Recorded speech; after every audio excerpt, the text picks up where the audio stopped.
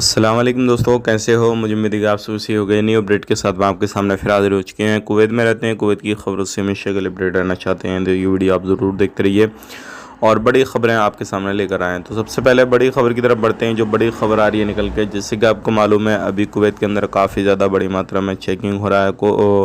बहुत सारे औरतों को ऐसी पकड़ा गया है जो क्या धंधा वगैरह करती हैं।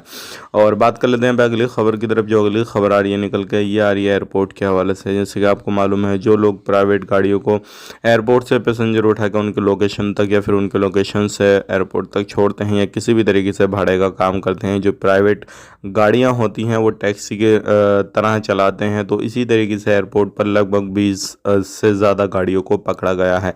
तो ध्यान रखें, अगर आप भी इस तरीके का कोई कामकाज करते हैं, प्राइवेट गाड़ी है, आप भी इस तरीके से कोई भाड़ा वगैरह करते हैं, उठाते हैं, तो आपको परेशानी हो सकती है।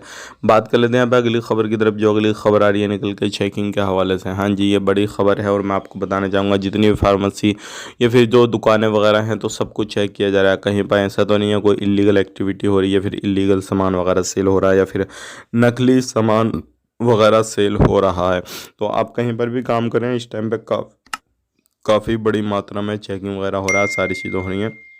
तो इन चीज़ों का आपको खास करके ध्यान देना। वीडियो अच्छा लगा लाइक करें, शेयर करें। आप अपना ख्याल रखें, अपनी फैमिली वालों का ख्याल रखें। Take care, bye bye.